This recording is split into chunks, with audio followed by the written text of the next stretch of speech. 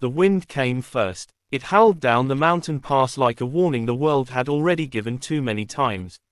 Snow followed it, sharp, relentless, cutting sideways across the narrow trail as if the sky itself meant to erase whoever dared cross it. Footprints vanished almost as soon as they formed. Out here, nothing lasted. Not warmth, not mercy, not people. 3 figures moved against that wind. An old woman led the way, bent forward, every step an argument between wool and bone. Her shawl, once dark, now bleached and frayed, whipped around her like a tattered flag of surrender. Behind her came 2 girls, no more than 10 and 12. Their boots were too thin.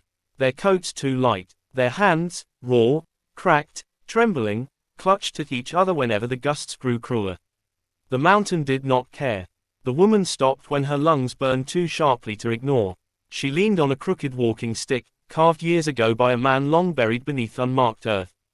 Her breath came out in broken clouds. She looked back once, only once, to be sure the girls still stood. They did, barely. This was not where their journey was meant to end. She knew that with a certainty deeper than fear. They had already outrun fire once. Already buried screams beneath ash and smoke. Already learned how quickly neighbors turned into hunters when hunger wore a uniform. Behind them lay a valley of graves. Ahead, only the mountain. The war had ended, they said. Flags lowered, guns quieted, but the frontier never heard the news. Men still chased bounties, borders still bled, and women like her, widows with the wrong accent, the wrong history, were still worth more dead than alive. She had once had a home. A whitewashed cabin near the river.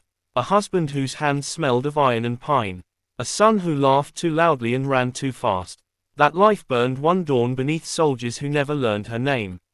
She took the girls, her son's daughters, while smoke still curled from the ruins and walked without looking back. She had been walking ever since. Now the cold crept into places prayer could not reach. The youngest stumbled. The old woman turned just in time to catch her before she fell.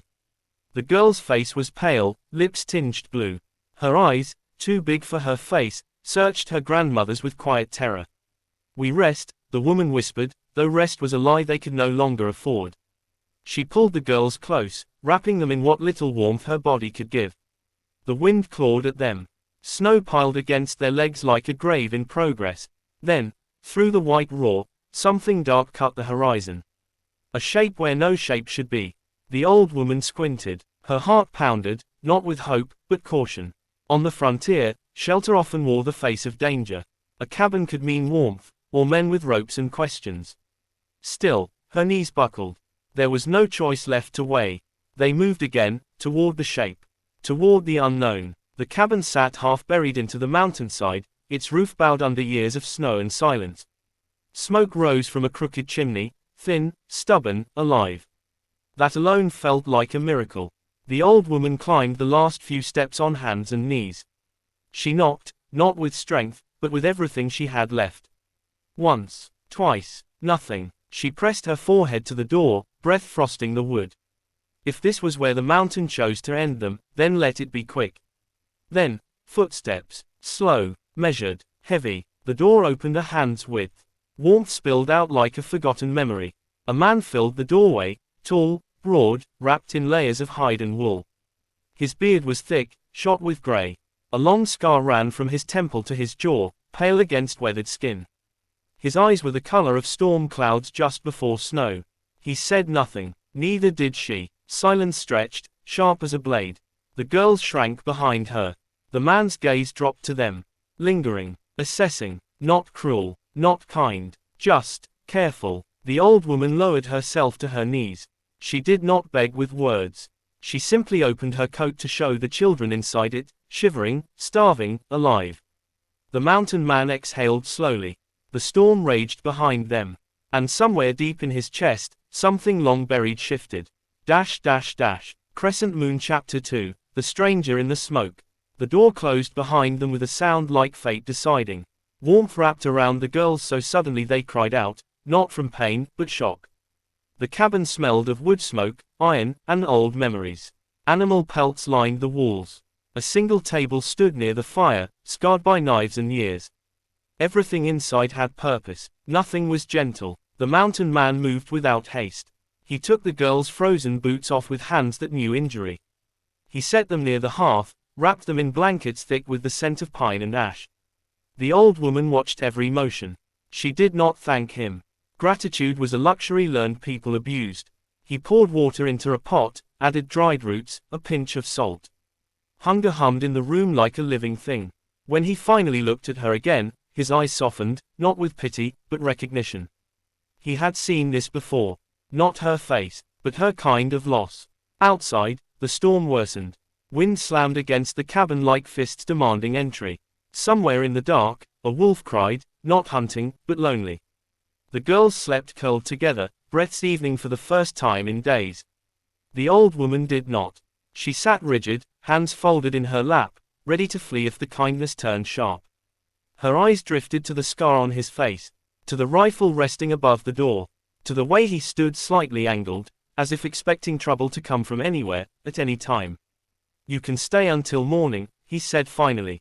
His voice was low, unused, scraped raw by years of silence. It was more than she had hoped for. Morning came reluctantly. Light filtered through the frost-clouded window, pale and weak. The storm had passed, leaving the world buried and quiet. Too quiet. The man stood outside, scanning the ridge. Tracks. Fresh. Not wolves. Men. He returned inside and began preparing, checking ammunition, pulling on heavier layers. The old woman followed his movements with growing dread. They had been followed. She knew it in her bones. The girls woke to tension thick enough to taste. The older one, sharp-eyed, too grown for her years, noticed the man's hand tighten on his rifle. "They found us," the old woman whispered. The man nodded once. He could send them away. He should. But when he looked at the children, hair tangled, cheeks flushed with warmth for the first time in weeks, he saw another pair of eyes. Another winter. Another knock on a door he never opened. Years ago, men had come for him too. Bounty hunters. Soldiers. He had survived by choosing the mountain over mercy. By letting others die so he could remain. He had paid for that choice every night since. The men arrived by noon. 3 silhouettes crested the ridge. Armed. Confident. Smiling. They called out names that did not belong to the girls, but to the blood they carried. The mountain man stepped outside. The air cracked with tension. Words were exchanged. Lies offered. Threats implied. Then a hand twitched. The first shot echoed like thunder. Chaos followed. The mountain man moved like the storm itself, fast, precise, unforgiving. The fight was brutal and close. Snow stained red. Breath came hard. Pain flared bright and sharp. One man fell. Then another. The third fled, wounded, screaming promises of return. Inside, the girls huddled beneath the table.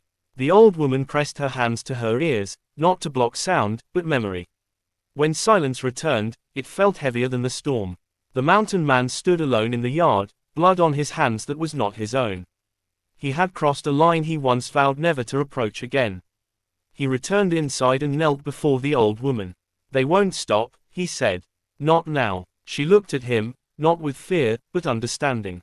"Neither will we," she replied.